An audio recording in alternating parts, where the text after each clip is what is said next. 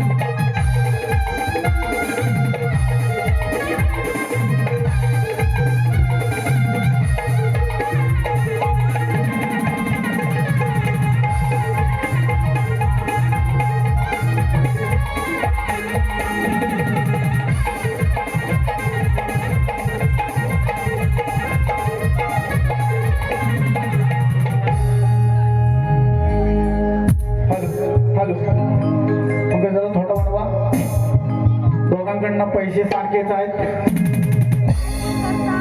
आम्ही पण तेवढेच देणार, बुवा पण तेवढेच देणार. लावणार तुम्ही, मला माहिती आहे. तर मित्रांनो, पुन्हा एकदा आपल्या सर्वांचं या ठिकाणी हार्दिक हार्दिक स्वागत करून मी माझ्या दुसऱ्या बारीच्या कार्यक्रमाला सुरुवात करतोय. अतिशय सुंदर असा कार्यक्रम प्रतिस्पर्धी शाहीर आणि सुपरस्टार बुवा सुकांत तायरे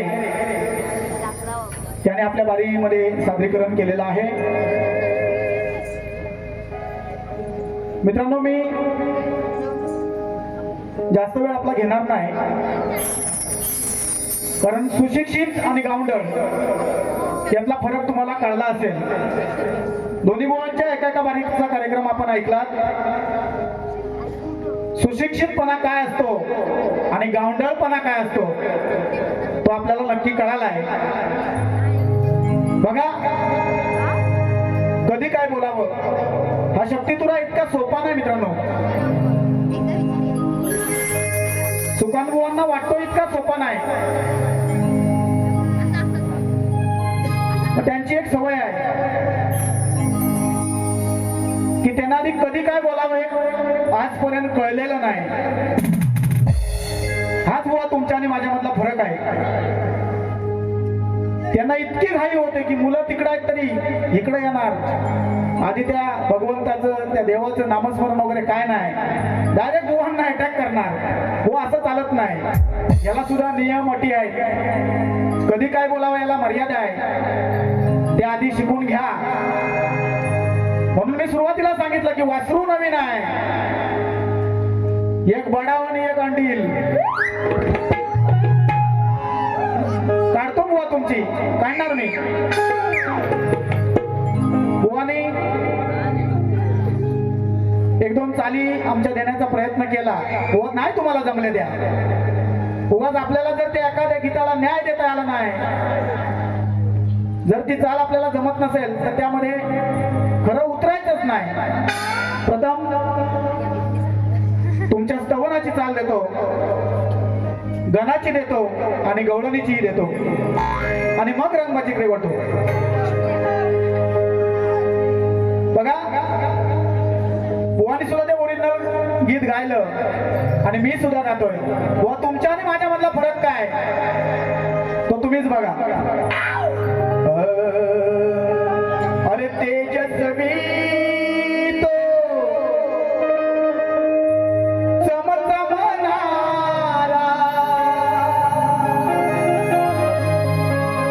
तेजस्वी तो चमचमणारा,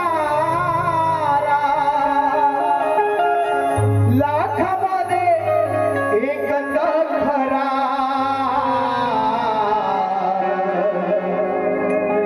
साधने भीम माझा कोहिनूर हिरा, साधने भीम माझा कोहिनूर हिरा. वही ओरिजिनल झालाय. कशा उगाच मारता तुम्ही? आपल्याला नाही जमत त्यात पडायचं नाही. त्याच्यावर माझी मित्रांनो पहिली स्तवन होती. रसिका चरणी लीन सदा मी, रसिका चरणी लीन सदा मी, नम्र माझ्या या भावना, हे रसिका सांभाळावे यार ना. आता बुवा म्हणतील ही त्यांची पहिली स्तवन होती ती त्यांनी कटिंग मारली. व या ठिकाणी लिहिलंय जरा वेगळ्या पद्धतीने तुमची कटिंग करतो बघा. अरे तिन्ही जगाचा हा स्वामी भिकारी, तिन्ही जगाचा हा स्वामी भिकारी, ना मिळाली तया माऊली, आईची लाभली आम्हा सावली, आईची लाभली आम्हा सावली.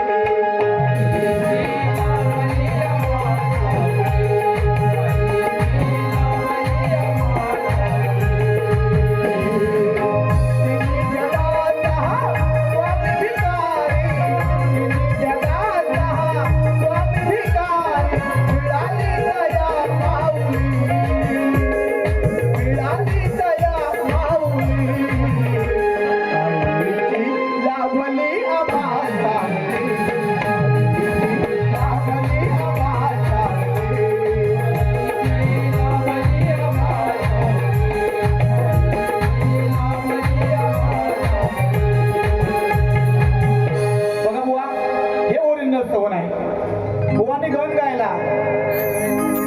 बुवाची सुंदर जर चालू तुमच्याकडे होती ते ओरिजिनल गाणं एका कडव्यामध्ये का सादर केला तुम्ही? गा ना पुढं, पूर्ण गा. बघा मित्रांनो मी प्रयत्न करतोय. अरे प्रेम दिवानी राजा मोहिनी चाल हरिनापरी, अरे घेऊन घागर डाव्या कडेवर पदर तोतावरी, राधे तुझ्या पायात पैंजन वाजती तालावरी. म्हणून काय म्हणतोय बघा.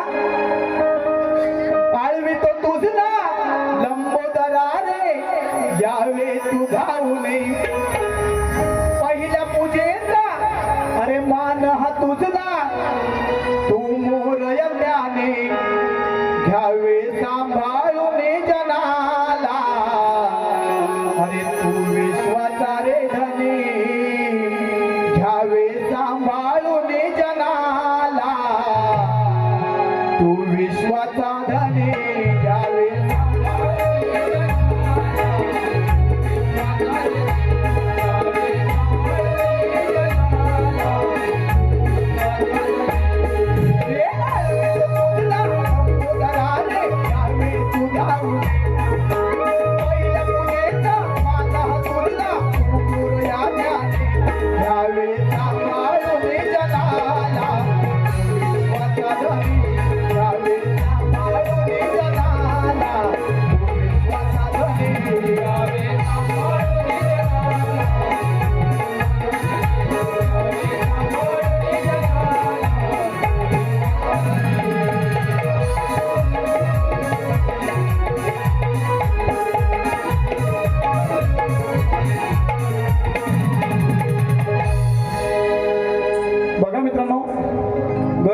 बुवानी म्हणजे मागचा विषय मी काढणार नव्हतो. मी तुम्हाला स्पष्ट सांगतो की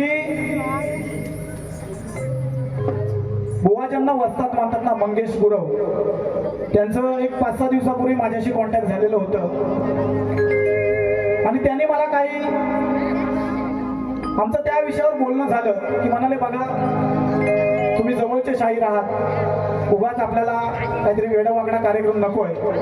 आजही मला संध्याकाळी भेटले, म्हणाले माझ्या शिष्याला मी जे काय सांगायचं ते सांगितलेलं आहे. तर म्हटलं बघा, तुम्हाला बोलण्याचा म्हणजे मला बोलण्याचा तुम्हाला अधिकार नाही आहे, तरी सुद्धा तुमच्या शब्दासाठी मी थांबतो.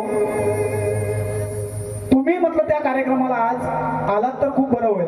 मला वाटतं ते आज नाही आले, पण बुवाने मात्र त्यांचा मान सन्मान ठेवला नाही की नाही ते मला काही माहिती नाही, पण त्यांनी मी त्यांना जो शब्द दिलाय तो मात्र मी नक्की पाळणार, अगदी कार्यक्रम शेवट होईपर्यंत.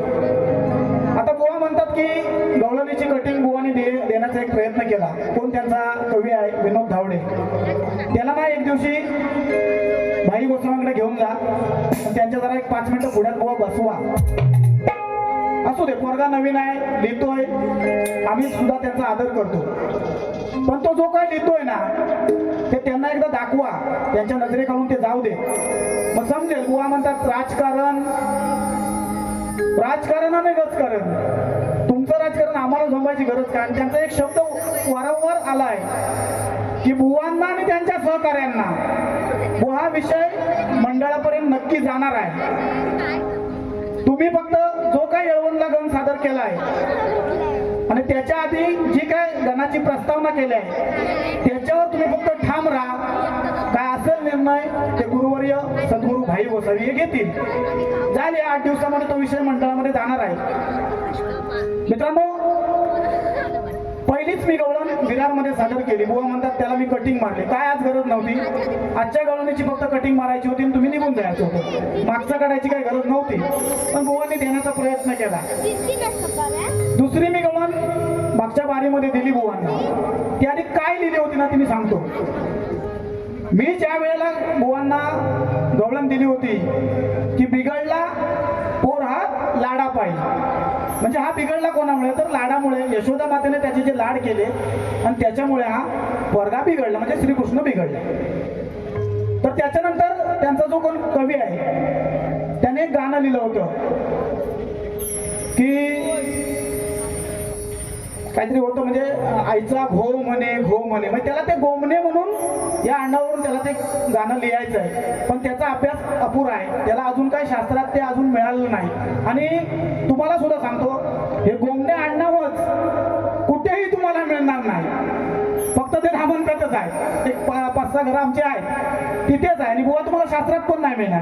आणि त्याच्यानंतर मग मी त्याने काय लिहिलं की आईचा घो म्हणे तुझं फोडीन थोबाड, त्यांची लेखणी होती. मग मी म्हटलं थोडंसं आता त्यांनी आडनावावर वळल्यात, मग त्यांना आम्ही एक गवळण दिली येळवणमध्ये. ती फक्त तुम्हाला म्हणजे आता त्यांनी काढल्या विषय म्हणून एक फक्त मुकडा सांगतो मी काय लिहिली. अरे झाली आकाशवाणी भरली भीती ती मनी, झाली आकाशवाणी भरली भीती ती मनी, आता सुचना याला काय रे, आता सुचना याला काय रे, हा ऐकत कोणाच नाही रे, हा ऐकत कोणाच नाही रे, तुझी आतमध्ये घातली आय रे. ज्या वेळेला कौसाने 7 मुलींना जेव्हा आपटून मारलं आणि त्यानंतर त्याला कळलं की 8वा जो पुत्र जन्माला येणार आहे आणि तो आपल्याला भारी पडणार आहे, आपल्याला मारणार आहे, आणि म्हणून त्याने कृष्ण जन्माच्या अगोदर यशोदेला बंदिवासामध्ये ठेवलं. हाच विषय बुवा त्यावेळेला मी गायला होता. आजही तुम्हाला जमलं नाही, तुम्ही आता जी गवळण गायले तिला एक कटिंग मारतो आणि मग रंगाची पुढे वळतो. बुवांची गवळण अशी आहे, अगं गरज बाय तुला गरज काय ग,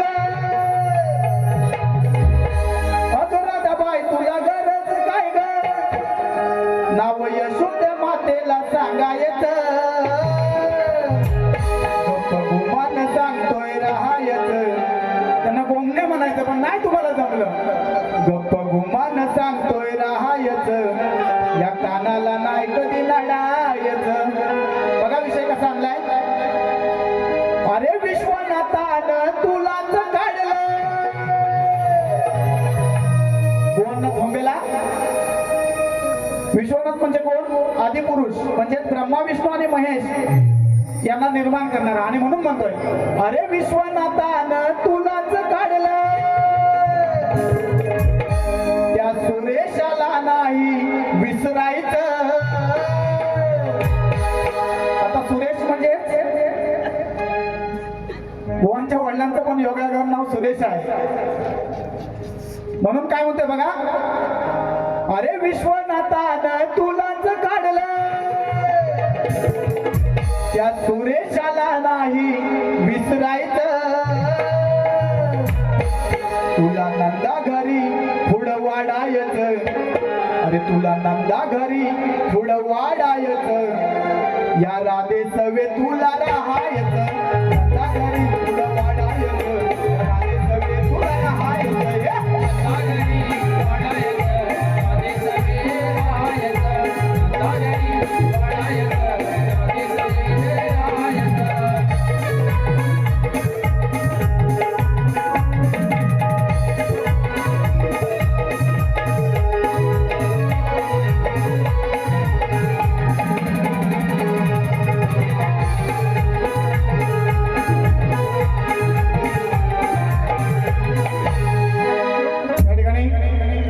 वारकरी भजनी बुवा बागवेवाडीमधील श्री संतोष रोडे यांचा भाऊ श्री दीपक दत्ताराम रोडे यांच्याकडून 100 रुपयाचं पारितोषिक आलंय. मंडळाच्या वतीने त्यांचे आभार. बघा मित्रांनो, बुवा म्हणाले जाता जाता की गोंडे बुवांना जाता जाता एक चिमटा काढतो. बुवा आज ना मी सगळी इंजेक्शन आणले, तापाचं आहे, झटक्याचं, लकव्याचं पण आहे, आकडी येते मध्ये आकडी आल्यावर इंजेक्शन आधी भागत नाही, आधी मुटकं घालावं लागतात, त्याचं पण आहे. येतो तुम्हाला मी सगळं. बुवा म्हणतात जाता तर मी एक चिमटा काढतो. आता मी कसा तुम्हाला चिमटा काढतो तो बघा. अरे तू काय माझा समाचार घेणार, हे सुकान बुवा, अरे तू काय माझा समाचार घेणार, तुला बरंच काही शिकावं लागल. हा तुम्ही जो करताय ना, हा हिजड्याचा नाचा, हिजड्याचा, याला शक्तितुरा म्हणत नाही. या शक्तितुऱ्यामध्ये संयम लागतो. रसिक प्रेक्षकांसमोर आदरानं या रंगमंचावर आपलं सादरीकरण असावं लागतं. आणि म्हणून म्हणतोय अरे तू काय माझा समाचार घेणार, तुला बरंच काही अजून इथं शिकावं लागल. माझ्या समोर, अरे तुला आधी तर झुकावं लागल. अरे काल आलास या शक्ती तुऱ्यात, आणि माझ्या 3 पिढ्या गेल्या.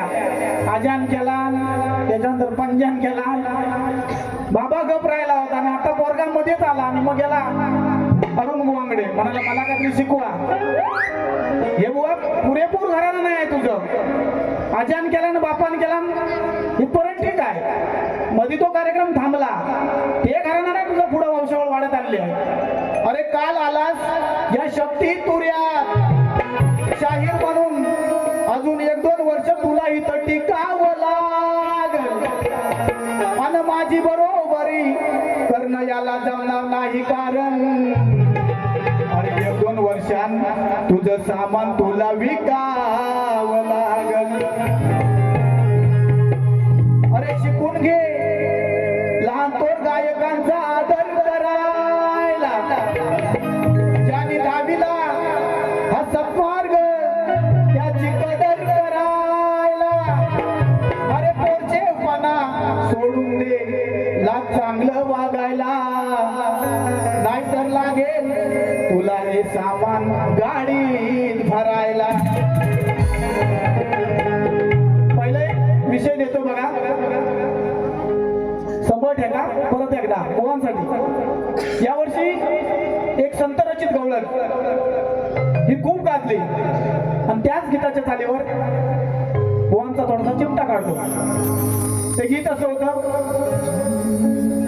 अरे रडू नको बाळा, अरे मी पाण्याला जाते. एक शिवानी शिंदे नावाची एका वारकरी शिक्षण संस्थेमध्ये ती मुलगी शिक्षण घेत होती आणि या वर्षीची जी आषाढी एकादशीची वारी निघाली आणि त्या वारीमध्ये त्या मुलीने ही गवळण गायली आणि इतकी ती गवळण म्हणजे गाणं ते गाजलं, आज खूप हिट झालंय. आणि म्हणून अरे रडू नको बाळा, अरे मी पाण्याला जाते, अरे पाण्याला जाते, पाणी घेऊन येते. बघा मित्रांनो, जो येळवणचा कार्यक्रम होता हाही कार्यक्रम हा बुवांना थोडीशी खास आहे आणि म्हणून हे जे 2 बाऱ्या झाल्या ना त्यात बुवांमुळे झालेले आहेत. मी मान्य करतो, कारण हा विडा काय मंडळाकडून आला नाही, मला पण माहिती आहे. बुवांनी संपर्कात घेऊन अगदी बरोबर जुळवाजुळव केलेली आहे. जे बाहेरचे विडे येतात ना मला ते डायरेक्ट मंडळांकडून येतात आणि म्हणून काय म्हणतोय बघा, अरे याने बोलावलं मला, यानं बोलावलं मला, आज रात मी जागवतो, यानं बोलावलं मला, आज रात मी जागवतो, आज रात मी जागवतो, याची खात मी भागवतो, रात मी जागवतो, याची खात मी भागवतो, रात मी जागवतो, याची खात मी भागवतो, रात मी जागवतो, याची खात मी भागवतो. यानं बोलवलं मला, आज रात मी जागवतो, यानं बोलवलं मला, आज रात मी जागवतो, रात मी जागवतो, याची खात मी भागवतो, रात मी जागवतो, याची खात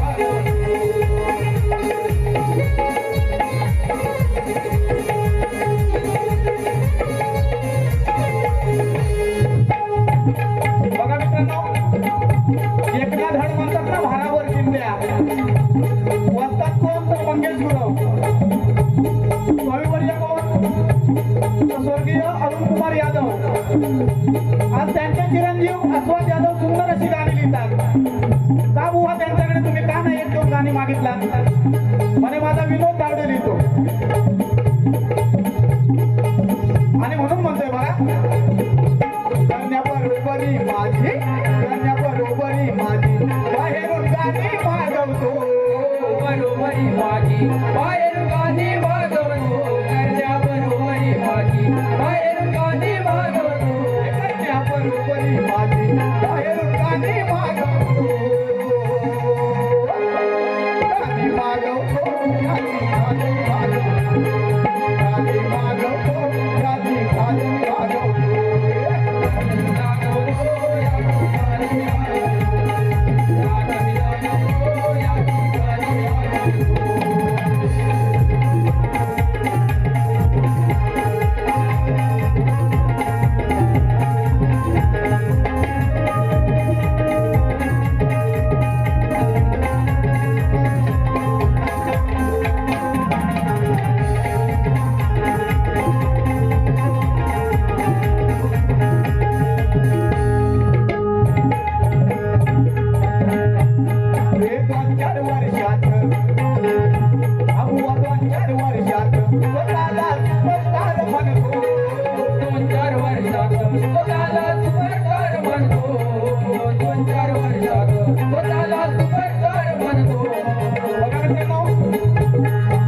व्हिडिओ व्हायरल झाला होता की मी राजापूर तालुक्याचा सुपरस्टार, मला सुपर कार्य म्हणतात.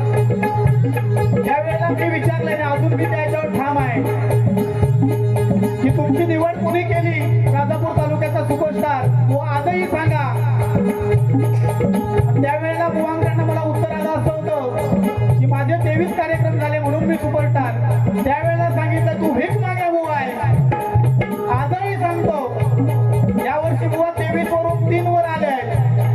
मी सांगितलं नेमकं खरं ठरलं आणि म्हणून म्हणतोय, अरे 2-4 वर्षात हा बुवा 2-4 वर्षात स्वतःला सुपरस्टार म्हणतो, 2-4 वर्षात स्वतःला सुपरस्टार म्हणतो, 2-4 वर्षात स्वतःला सुपरस्टार म्हणतो.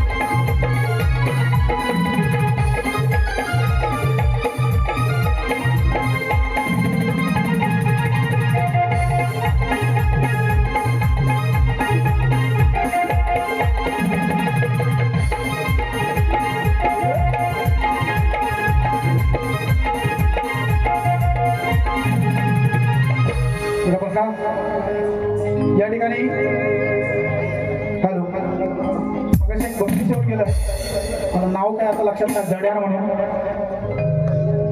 त्यांच्याकडून 100 रुपयाचे पारितोषिक. नाव काय? सौरभ जड्यार. यांच्यासाठी एकदा जोरदार टाळ्या होऊ द्या. 100 रुपयाचं पारितोषिक आलंय. बघा मित्रांनो, थोडस प्रश्न उत्तराकडे वळूया.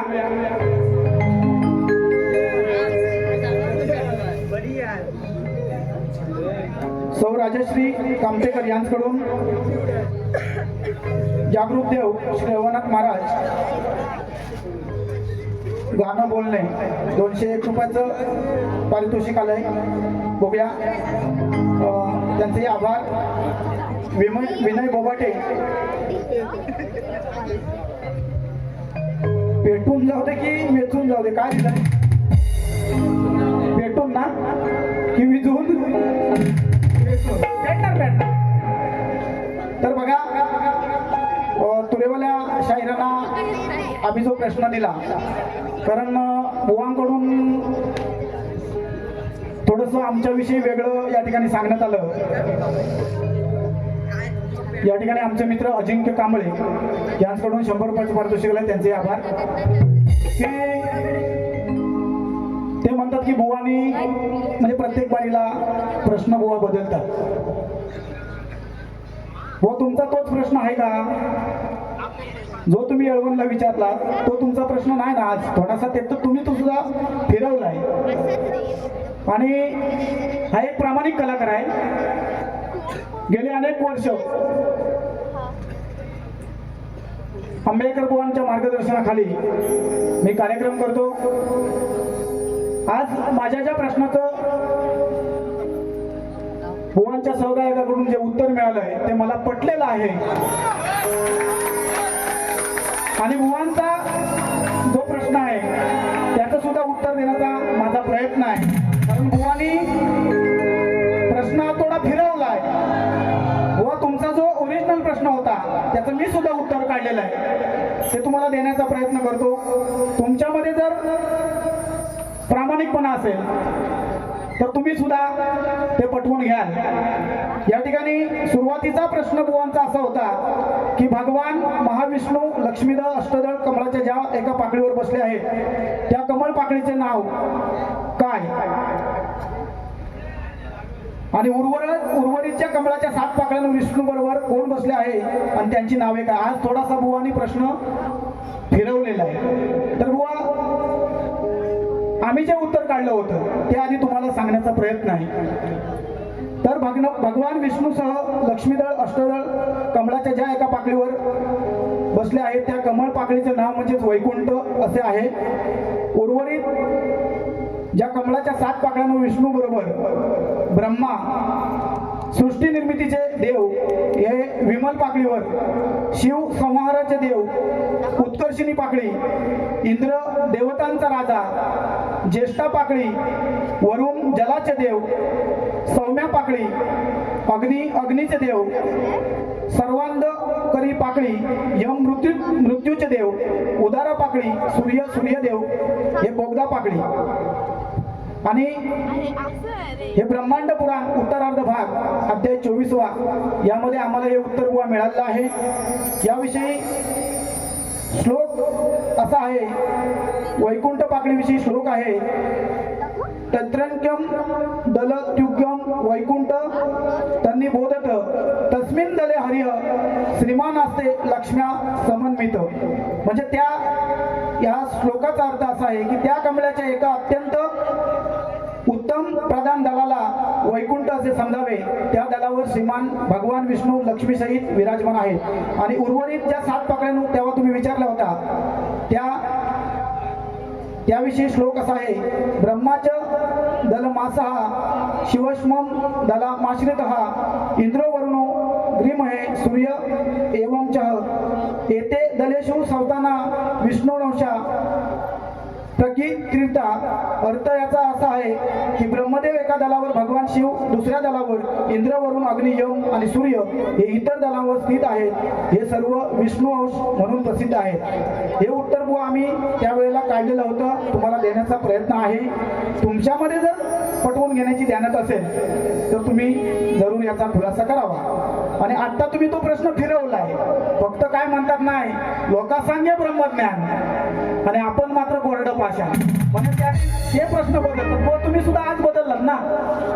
आज तुम्ही तो प्रश्न फिरवला की भगवान महाविष्णू लक्ष्मीच्या अष्टदळ कमळाच्या एका पाकळीवर दळावर बसले आहेत, त्या कमळ पाकळीचे नाव काय.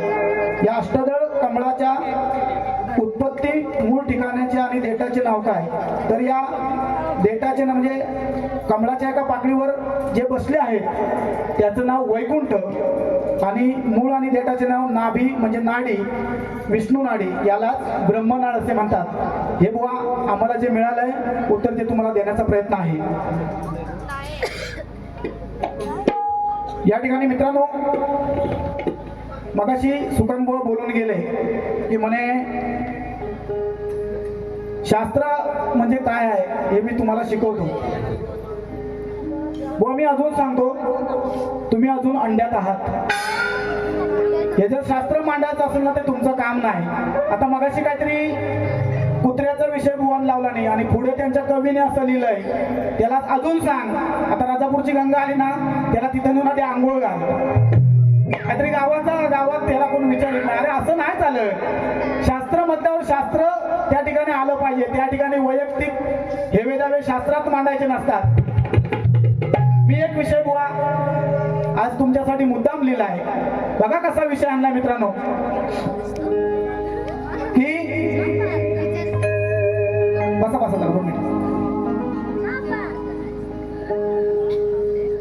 आपण जो म्हणतो ना वाल्या कोळी, हा वाल्या कोळी काय करायचा, तो आपलं पोट भरण्यासाठी आपलं कुटुंब सांभाळण्यासाठी जंगलामध्ये उभा राहायचा आणि लूटमार करायचा, धन दौलत लुटायचा आणि आपल्या कुटुंबाला द्यायचा. एका माणसाला मारलं की तो एक दगड एका मातीच्या रांजणामध्ये टाकायचा. असा त्याचा नित्यक्रम चालू होता. आणि त्याच दिशेने नारद मुनी येतात नारद मुनी ज्या वेळेला त्या घनदाट जंगलातून जात होते, दुपारची वेळ होती, त्याला त्या दिवशी कोणतीही शिकार, कोणतंही सावज मिळालं नव्हतं लुटण्यासाठी. आणि त्यावेळेला लगेच त्याने आपल्या हातातली कुऱ्हाड नारद मुनींच्या नरड्याला लावली. मग नारद मुनींनी सांगितलं, तू जरूर मला मार, पण या तुझ्या सुखामध्ये, या दुःखामध्ये, जसे सुखामध्ये तुझ्या घरचे सामील आहेत तसे दुःखामध्ये आहेत का हे तुझ्या घरी जाऊन पहिलं विचारून ये. तर वाल्या म्हणाला, का नाही होणार, मी जे धनद्रव्य जे काय लुटतोय, जो पैसा लुटतोय तो माझ्या कुटुंबासाठी वापरतो, मग ते का नाही होणार माझ्या दुःखामध्ये सहभागी. तर नारद म्हणला, जाऊ ना, ते विचार तरी, तुझ्या बायका मुलांना विचार. मग वाल्याच्या लक्षात आलं की हा नारद काहीतरी युक्ती काढतोय, याला इथून सटकायचंय. तो म्हणाला, मी जर तिकडे विचारायला गेलो तर तू इथून पळ काढशील. तर मला नारद म्हणाला, मी तुला वचन देतो की तू तिथून येईपर्यंत मी इथून काय जागा सोडणार नाही, मी इथेच थांबतो. मग वाल्या गेला, पहिला आपल्या कुटुंबातल्या लोकांना विचारलं. अरे म्हणाला, मी जे काय लुटमारी करतो, सगळं जे धनद्रव्य आणतो, संपत्ती आणतो, ती तुमच्या संसारासाठी, तुमच्यासाठी वापरतो. तर म्हणाला, माझ्या पापामध्ये तुम्ही सहभागी आहात का. ते म्हणाले, आम्ही नाही बाबा तुझ्या पापामध्ये सहभागी. मग म्हणाला, आपल्या मुलांना विचारतो, मुलं सुद्धा त्या पापामध्ये सहभागी व्हायला तयार नाही. आणि नंतर तो म्हणतो, आता माझी बायको, माझी अर्धांगिनी आहे, ती मात्र या पापामध्ये नक्की सहभागी होईल. म्हणून तो बायकोला विचारतो. मग तिने उलट उत्तर दिलं की पत्नीला सांभाळायचं हा तुमचा, म्हणजे तुम्ही जे लग्न करून मला आणलंय, तुम्ही सांभाळायलाच पाहिजे मला, या तुमच्या पापामध्ये मी सहभागी नाही. आणि हे ऐकल्यानंतर त्याला खूप दुःख झालं आणि तो तिथून परत आला. नारदाला म्हणाला, आता याच्यातून मला काहीतरी मार्ग सांगा, माझ्या या पापामध्ये कोणी सहभागी नाही, मी आजपर्यंत जे कमवलं ते माझ्या कुटुंबासाठी दिलं. मग नारदाने त्याला सांगितलं, याच्यातून जर तुला वाचायचं असेल तर तुला राम नामाचा जप सतत तुला करावा लागेल. आता तो दरेडखोर, तो काय रामनाम घेणार, आमच्या सुकान बुवांसारखा, तो मरा मरा म्हणायला लागला आणि त्यातून राम हे नाम उच्चारता त्याला आलं. राम जन्माच्या आधी वाल्याचा वाल्मिकी झाला आणि त्याने रामायण लिहिलं. सुकानबुवा मुद्दाम विषय आणलाय. आज तुमची सुद्धा अवस्था तीच आहे, ना तुम्हाला तुमचे वस्ताद विचारित, ना तुम्हाला गुरुवर्य विचारित, ना तुमचा अरुणबुवांचा मुलगा अस्वाद यादव कविवर्य आज एक मोठा कवी आहे, ना तुम्हाला विचारित. खास तुमच्यासाठी हा विषय आणलाय. तुमची सुद्धा त्या वाल्या कोळ्यासारखी परिस्थिती आहे. ज्या वेळेला तुम्ही त्यांच्याकडे जाल तेव्हा सगळे हात वर करतील. आणि म्हणून कसा विषय आणलाय बघा. अरे चमकणारा प्रत्येक तारा हा चांदणी नसतो. अरे चमकणारा प्रत्येक तारा हा चांदणी नसतो. याच्या या दिखाव्याला जनसागर फसतो. आल्यापासून नुसती बडबड बडबड लावलेली बुवा नाही. असं बुवा पॉइंट मध्ये पकडायला शिका तर तुम्ही शाहीर. अरे उतळ पाण्याला खळखळाट फार हा करत असतो. आणि या सुकान बुवाला मी शक्ती तुऱ्यातला जोकर म्हणतो. बघा मित्रांनो कसा विषय आणलाय. अरे चोर म्हणावा की दरोडेखोर, उगाच याच्या जीवाला घोर. चोर म्हणावा की दरोडेखोर, उगाच याच्या जीवाला घोर.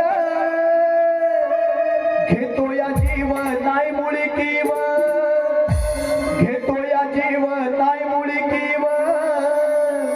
सारे सुख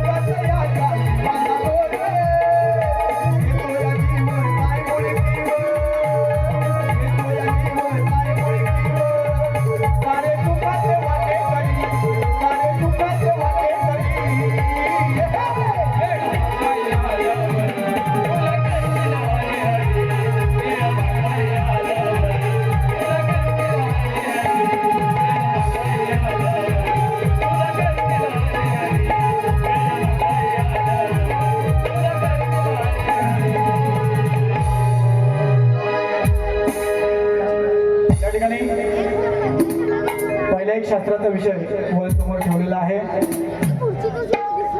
मगाशी काहीतरी बुवा म्हणाले गाण्यातून की म्हणजे आपण जे रास हे करतो तिथे नारळ ठेवतो. बुवा तुम्हाला सांगतो हा शक्तितुरा म्हणजे मित्रांनो काय, हा शक्तितुरा कसा चाललेला म्हणजे पार्वतीने प्रश्न विचारायचा आणि शंकराने त्याची उत्तरं द्यायची. म्हणून तुम्ही आम्हाला प्रश्न नाही विचारायचे या गाण्यातून, तुम्हाला तो अधिकार नाही.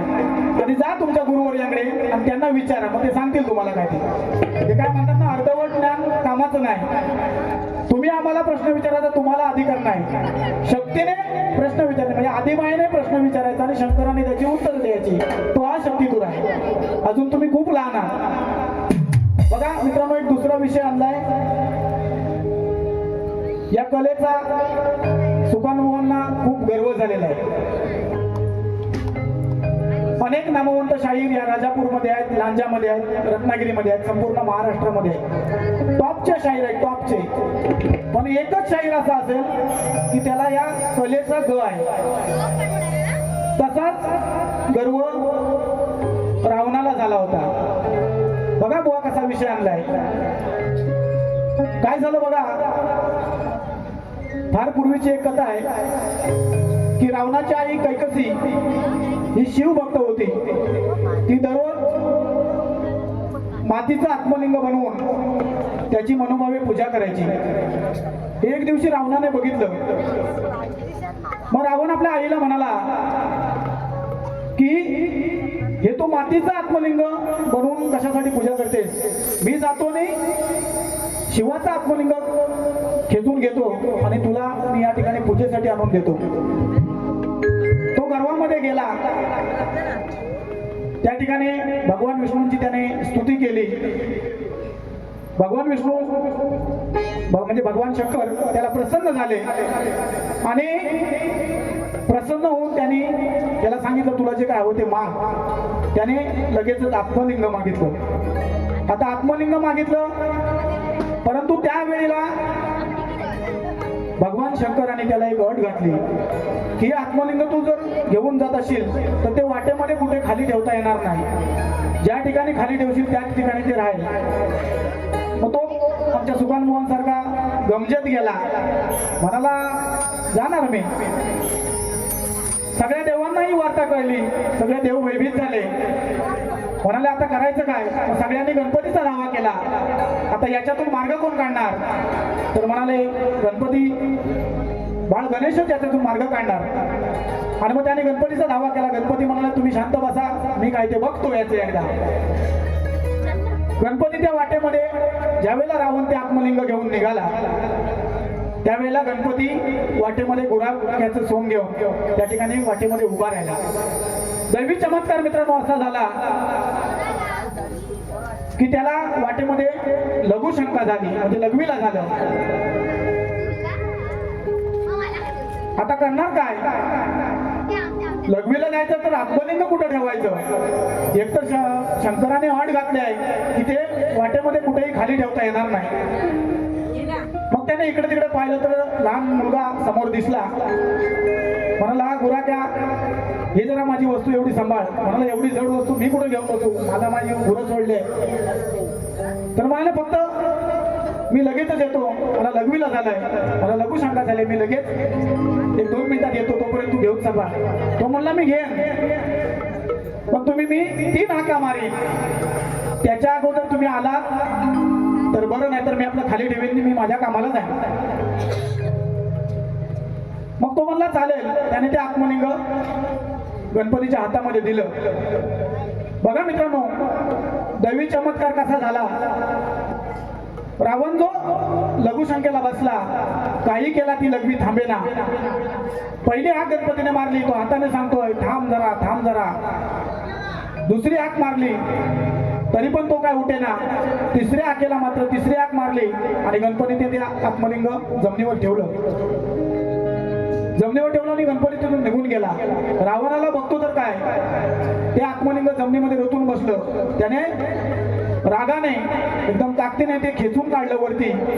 पण थोडासा भाग वरती आला, गायीच्या कानासारखा एक भाग त्याच्या हातामध्ये भेटला. आणि तेच म्हणजे आजचं हे गोकर्ण क्षेत्र, जी 12 ज्योतिर्लिंग आपण म्हणतो त्यापैकी एक आज ते महाबळेश्वरला आहे. सुकानबुवा असा शास्त्र आधार शोधा आणि तो पटवता आला पाहिजे. नुसतं वडून ताणून इकडनं तो विनोद धावडे लिहिणार आणि तुम्हाला काहीतरी व्हॉट्सअपवरनं पाठवणार. एकना धड म्हणतात ना भारावर चिंध्या, असं शास्त्र नाही. याला शक्तीपुरा नाही म्हणत. अजून सांगतोय त्या मंगेश गुरुवांकडे जा, अस्वादकडे जा आणि सद्गुरू आम्हाला गुरु समान असणारे भाई गोसावी महाराज यांच्याकडे जा. ते तुम्हाला यातून काहीतरी शिकवतील.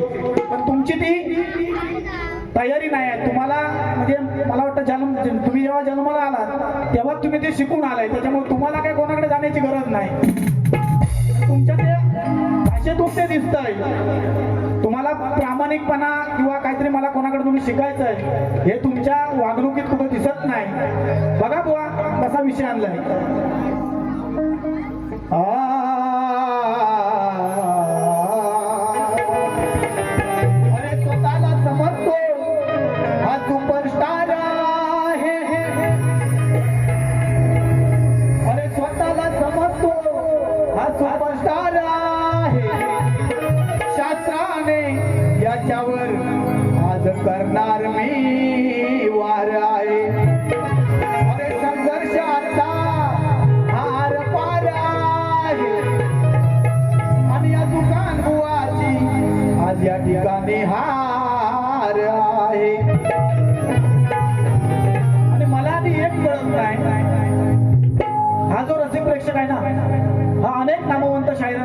कार्यक्रम बघायला जातो.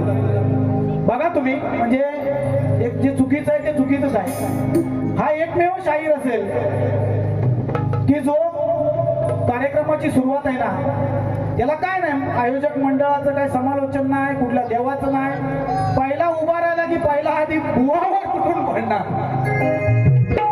आणि म्हणून सांगतोय बुवा, कसा शेर आणलाय बघा. अरे मर्दानं मर्दात सारखं वागावं. तर आज मी बाई, बुवा पुरुष, मी पार्वती बुवा शंकर, आणि म्हणून काय म्हणतोय, अरे मर्दानं मर्दात सारखं वागावं. अरे हिरड्यावानी मध्ये मध्ये नाचू नये. अरे शेपूड आपल्या नाकाला बुवा, अरे दुसऱ्याला कधी हसू नये.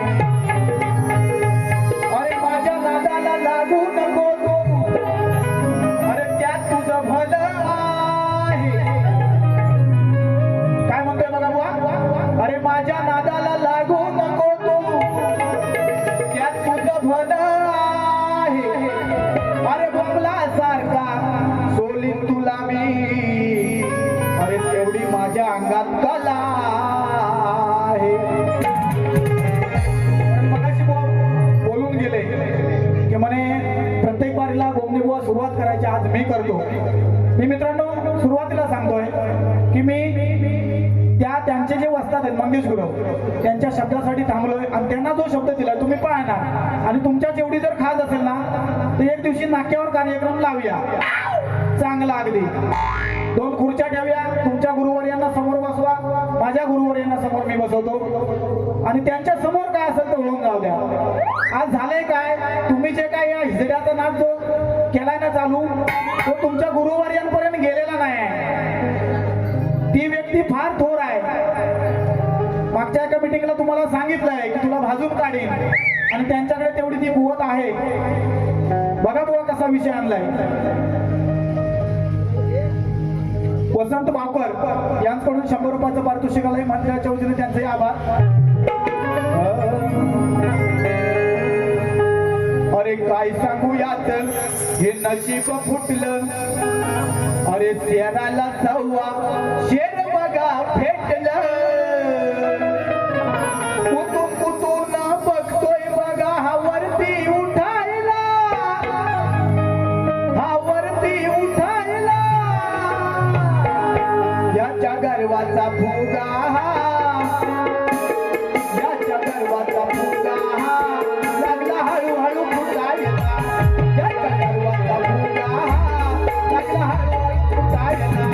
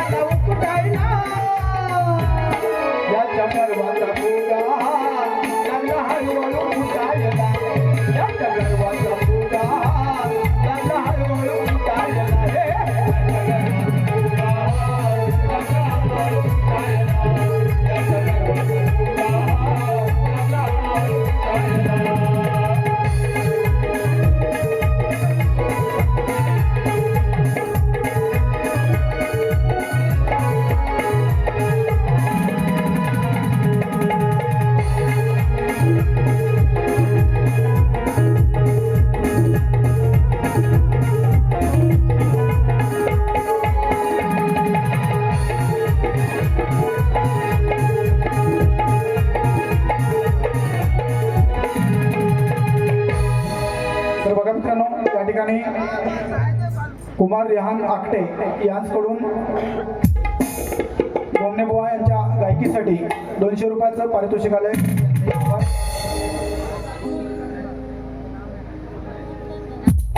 आमचे मित्र उत्कृष्ट नृत्य कलाकार सुमित भावकर यांच्याकडून 100 रुपयाचं पारितोषिक आलंय. बघा मित्रांनो, रात्र थोडीने म्हणतात ना सोंग फार, एक शेवटचा समाज प्रबोधन गीत घेऊन मी माझ्या हा बारीचा कार्यक्रम संपवतोय. चांगला कलाकार हा नेहमी समाजाचं देणं लागतो आणि नुसती उनी काढली म्हणजे तो शाहीर होत नाही. अनेक नवनवीन असे विषय समाज प्रबोधन मी माझ्या प्रत्येक बारीमध्ये सादर करत असतो. आज थोडासा वेगळा विषय आणलाय.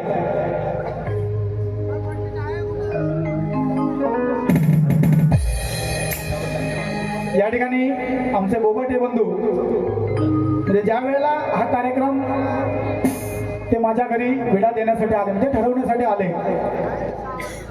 त्यावेळेला त्यांनी काय मला ज्या टिप्स दिल्या की आम्हाला कसा कार्यक्रम पाहिजे, तर त्यांचं असं म्हणणं आहे की आम्ही जे तुम्हाला सांगितलं तसाच तुमच्याकडून कार्यक्रम झालेला आहे. बुवांकडून झाला काय मला माहिती नाही, बुवांकडून भावलेले आहे. त्यांच्यासाठी एकदा जोरदार टाळ्या होत्या. 500 रुपयाचा पारितोषिक आलंय.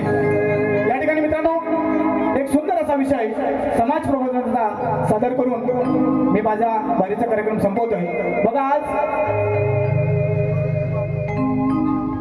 या ठिकाणी सुंदर अशा गायकीसाठी अशोक शेटे यांच्याकडून 250 रुपयांचं पारितोषिक आलंय. त्यांचंही मंडळाच्या वतीने आभार. आज बघा,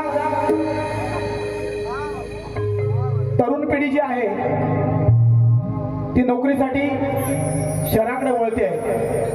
मुख्य त्याचं कारण आहे की सगळी जी तरुण पिढी आहे ही घाबरलेली आहे की गावी राहिलं तर लग्न होणार नाही.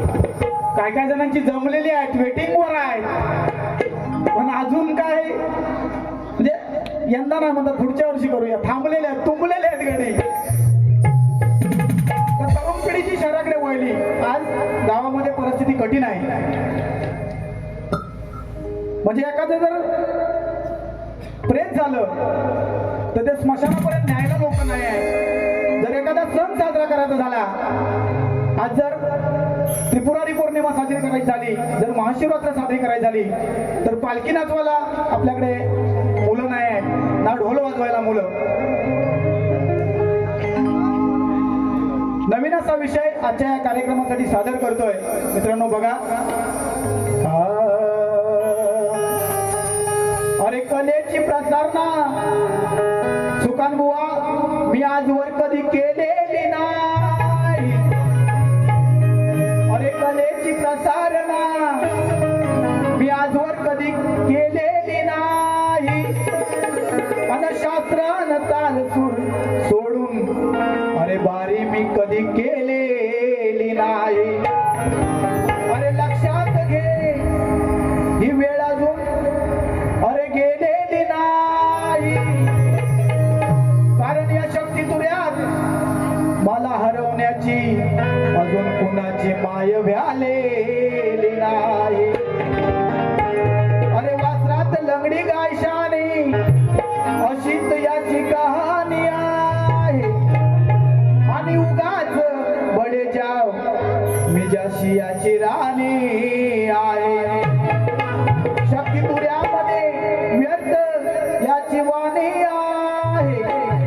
आणि या गोमने बुवा समोर हा सुकान बुवा चाय कम पाणी आहे. मित्रांनो, मी अनुभव घेतलाय. ज्याने ज्याने या रंगमंचावर मोठेपणा केला आज त्यांचे हत्यार खुटीला लागले. म्हणून सांगतो सुकान बुवा, या कलेला रंगमंचावर सादर करताना तिला मान सन्मान द्या, समोरच्या शाहिराला मान सन्मान द्या. तिच्या समोर झुकूनच कार्यक्रम करावा लागतो. तिथं जो ताट मानेने कार्यक्रम करतो तो संपल्याशिवाय राहत नाही.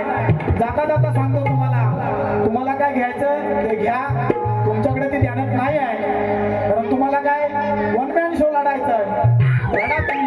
बघा, एक 2-3 वर्षात तुम्ही थांबणार आहे. या रवनाथाच्या साक्षीनं सांगतो, जास्तीत जास्त एक 2-3 वर्ष तुमचा कार्यक्रम चालेल, त्यानंतर तुम्ही थांबणार. जर ही वर्तणूक सोडणार नाही, थांबणार तुम्ही. बघा मित्रांनो कसा विषय आणलाय.